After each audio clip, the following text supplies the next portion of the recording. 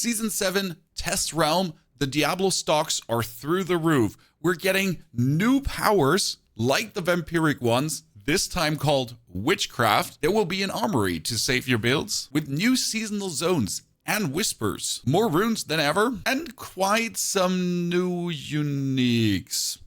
Let's dig in. First up, Spiritborn. It's being nerfed. A lot of the things were overtuned. For example, the Rod of Kapaleka that gave you 3% more increased critical strike damage for each point of vigor spent, as you then empty all your vigor into the core skill, get your vigor back up, spend it again, get it back up. That one goes from 3% down to 0.5%. And other buffs and nerfs in general to bring all the skill sets of Spiritborn in a line, but also just to take Spiritborn down a notch. And in order to bring all the other classes up, they're just wholesale increasing powers. Aspect of Earthquake, 1200 damage. That's double damage now, up to 2200 with a 45% multiplier instead of a 30% multiplier. For the Rogue, Shadow Clones are gaining the Summon skill tag and now attribute all of their damage to the player. This means they can trigger all lucky hit effects and interact with all damage modifiers and multipliers. I know Rogues have been waiting for this so long. I'm very excited for Sork though, because Sork is getting 2 new uniques. They're Ball of Lightning related. First, you shoot out these Ball of Lightnings to have essentially Ball of Lightning explosions at the end for more damage and stuns. But second, remember that hovering Ball of Lightning build that had, well, the Ball of Lightnings going on around you? Well, there is a unique focus for that now that has them essentially go around you. And then you're unhindered, that you can run around, and they have an intrinsic stat called Ball of Lightning can be cast while moving. Now let's go to the seasonal theme called Witchcraft, and afterwards I'll tell you some amazing thing about max rolled aspect, and also uniques with greater affixes that they're not having the 1%, 10% instead of the 60% anymore. Quite some quality of life changes. You might remember vampiric powers, and we're getting one menu here where we can now equip our Witchcraft skills. 5 normal skills plus 1 ultimate. This is, for example, the Doom Orb, an ominous orb of pure eldritch energy, circles around you, damaging an enemy it touches for 3000 fire damage. Doom Orb may launch itself at distant enemies before returning. This is how it would look. You get that Doom Orb around you, it's hovering, it's clapping cheeks, zooming outwards.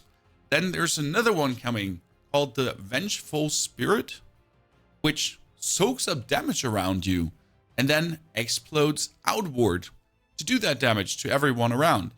Every 15 seconds, a Spirit Servant appears for 10 seconds. While active, all damage taken is instead taken by the Spirit. And if its life is fully depleted, boom, it explodes outwards, dealing damage. Quite nice. And lastly, the Tornado, for example, as an unique ultimate witch power that has the chance to do a Piranha-nado.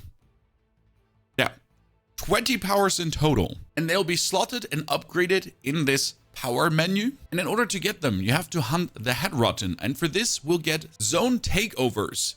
Like with the vampiric powers, that one zone is now a Headhunt zone where the Tree of Whispers has unlashed madness, and in order to progress the seasonal reputation grind you actually need to do whispers. And I can count 1 2 3 4 5 6 7 8 9 10 11 12 13 whispers, I'm not completely mistaken, in that zone.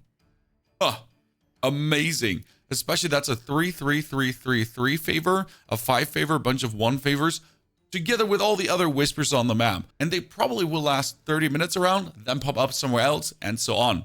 Which means you can probably level up just by doing the Headhunts to progress your powers further and add them as an additional skill set to your existing skill set. During the Headhunt, you can also earn occult gems that are a bonus to runes and work only in your jewelry slots.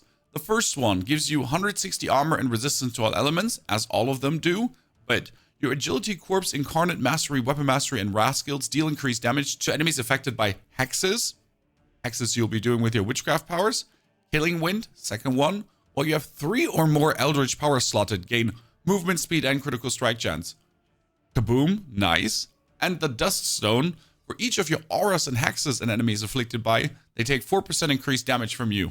Gotta ask myself, I'm a Necro, I got 2 curses that I can turn into an aura via an aspect. Might they count as well for the Dust Stone? Please? There are more of those gems though. You deal 40% more overpower damage to hexed enemies. Your unique witchcraft powers deal 40% more damage. While you have an aura active, you deal damage over time 35% faster. I don't even know what that means, but it sounds interesting for damage over time. Or your summons deal 25% more direct damage to hexed elites. Welcome, Summoner Necro. Mentioning Summoner Necro, a witchcraft power called Grow. After casting an ultimate skill, your servants, minions, and companions are empowered with dark magics, growing larger and dealing bonus damage for 15 seconds. At rank 11, your servants, minions, and companions gain 100% critical strike chance while enlarged. Well, don't mind if I'm gonna have super fun with this, no matter what, with all the different builds. This all means we're gonna hang around the Tree of Whispers quite a lot. They updated the town there, added a Raven of the Tree, and you can now get from the Tree of Whispers, as we're gonna do a lot of Whispers, very rarely also Ancestral Collection of something. That there's just going to be Ancestrals popping out. Quite nice and makes handing Whispers in even more exciting. But now to the bread and butter quality of life changes. Unique power roll updates. Right now, a unique power can be 20 or 60%, no matter how many greater affixes you have. Now in the future, if this Banished Lord's Talisman has 2 greater affixes, it's always going to be at least 30% or 40%. If it has 3 to 4 greater affixes, it's always going to be at least 50%. So the more greater affixes you found on an item, the higher the lowest ceiling of your power, that you're essentially not being robbed. And the same goes for ancestral items. If I get a new ancestral item with Bone Prison Spawns Blight, the lowest it could be is 80%. And the highest it could be as a 750 item power item would be, I think, 120%. Now the Ancestrals will always start as the highest ancestral possible roll, which means the accelerating aspect, for example, if I find this then as ancestral, will be at least 25%. And then I have better chances to get it to that 30%, because I'm not finding ancestral 10% accelerating aspects anymore. Which leads us into the Armory coming with Season 7. You can save loadouts here with skills, paragons, everything, and then just swap between the things. Amazing. The Armory can be accessed through Sanctuary, Citadel, Tree of Whispers, training areas. Truly, finally, we can do multiple builds. You can experiment with stuff.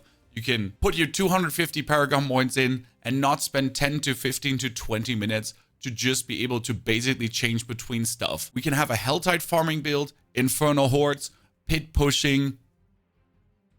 You can just perfectly set up your life to have the best build for any content and situation you're going into. Even if it's minor changes, different Paragon node, different aspect. Just have that ready in your Armory. Those are the broad strokes, and I'm personally very excited. What do you think about Season 7 PTR, which will start on the 3rd, before Path of Exile 2, so you can really enjoy that? Thank you, Blizzard, for this. I will absolutely dive deep to give them feedback, because I want this Season 7 to be exhilarating. And I'll definitely have my share of fun already, especially with the Armory, being able to tinker my builds to the content that I want to do. Thank you very much for watching. Have a fantastic good day. Check out some more Diablo 4 videos for the still current seasonal enjoyers. Take care.